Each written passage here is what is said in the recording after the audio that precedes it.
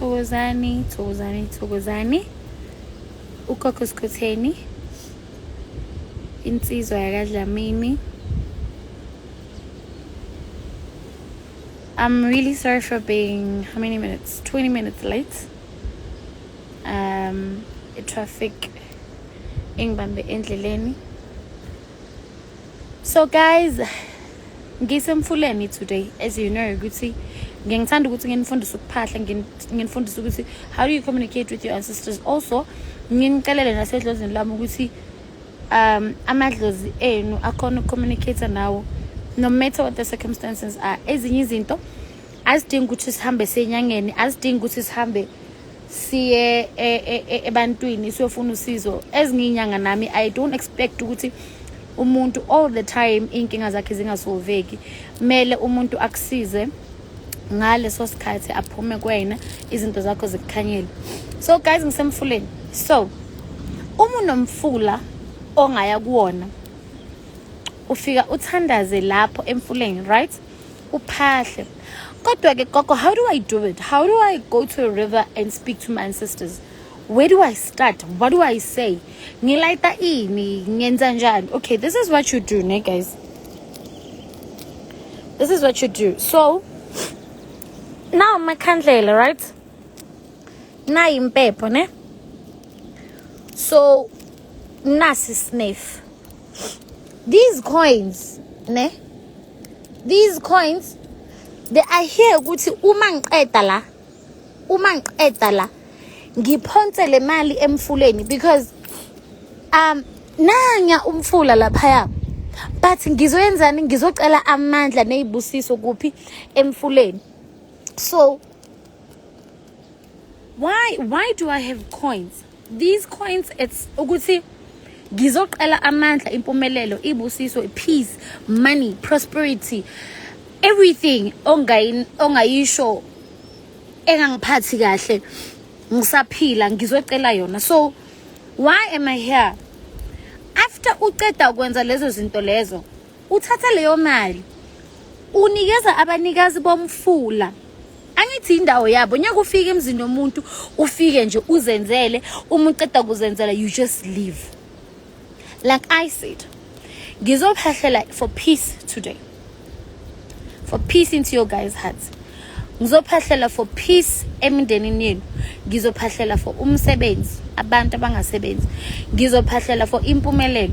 Ngizophahlela for inhlanhla. Ngizophahlela for abantu abanamabhadi abangakhona ukwenza izinto zibe right. Ngizophahlela for imishado. So ngiyathemba abosikhotheni, abodlamini, abomthweni, abomtawungu, wonke amadlozi engiwaziyo nalabo engawazi emagulubeni amanomhlaba azohamba bese ayasilalela namhlanje. So nonke nina namhlanje enifisa ukusizakala, remember you must have faith. Remember you must believe. Remember you will not suffer. Amadlozi asesekhona uza communicate nabo, usayenza izinto kahle. Let's go back to who we are and do things the right way. Asenzeni izinto ngalendlela abokhokho bethu abangajabula ngakho. Nathi sicedeni inhlupheko, sicedeni ngathini amabhadi nemimoya emibi. So guys, what I'm going to do today, ngizoniphahlela ngicele konke. Ngiyabonga kini nenibhalile. Ngicela uNkulunkulu namadlozi anibusise, aniphe ukuthula phakathi kwenhliziyo kungezenu, anibekezelele kuko konke niphuma kuwo, anixolele amacala enu enwenza imihla namalanga, ngoba nani nibantu niphila ezweni lasemhlabeni, nihamba bese niyaphambuka.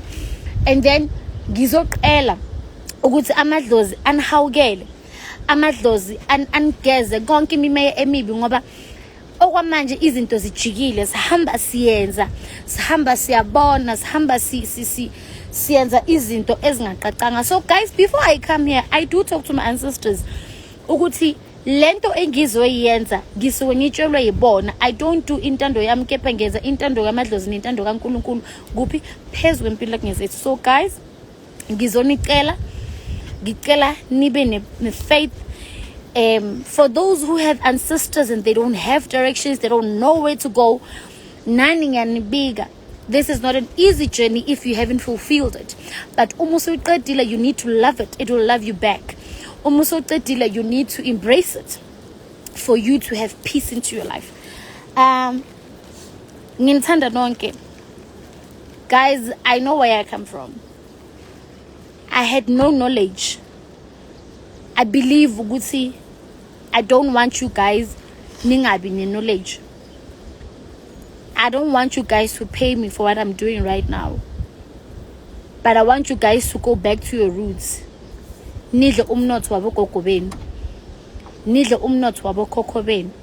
Ni understand ukuthi amadlozi ayini, amadlozi ayaphila. So some ask ukuthi yegogo nginesinyama mina, yegogo ngenga aborta, yegogo ngengabulala. Uma ngikhuluma namadlozi ayangizwa na. Mamela, bika indaba yakho edlozini. Yiba nesivumelano sakho nedlozi. Batshela ukuthi thokozani bogogo nabomkhulu, mina ngiyengakhipha isisu, mina ngiyenga aborta, makhehla amadala ngicela ningizwele, ngishaya isandla phezulu kwesinye, ngiyenze lokho nalo. Akekho umuntu ozokuceba, idlozi lakho anyeke lize litshele omunye umuntu ngendaba zakho. Khuluma namadlozi wakho, uqele uqolo, izinto zizokhona ukulunga, zibuyele kahle esimeni. Amadlozi ayaphila, amadlozi ayalalela, amadlozi ayenza. So have peace, prosperity, financial breakthrough, konke kunikhanyele, konke kulunge. Ngithanda nonke. Give you feedback ukuthi kuhambe kanjani. Kepha ngicela uNkulunkulu namadlozi anibusise sukela namhlanje. Ezwe ikhalo zenu, sikhathele inhlopheko. Sikhathele izinto ezingahambi kahle. Sikhathele ukungasebenzi. Sikhathele ukukhala imihla namalanga. Sikhathele izinto ezihamba zingahambi kahle. Sikhathele ukudlalwa amadoda. Namadoda akhathele ukudlalwa abafazi. Asizilungiseni, silungise inhliziyo zethu. Silungise i-relationship yethu namadlozi. Okay guys, ngizophahla manje wonke umuntu obhalile, ngiyathemba amadlozi azozwa, ngiyathemba amadlozi azolalela. Remember, have faith. Amen. Gogo Sikhotheni lona, insizwa kaDlamini. Ngithanda nonke. Amen.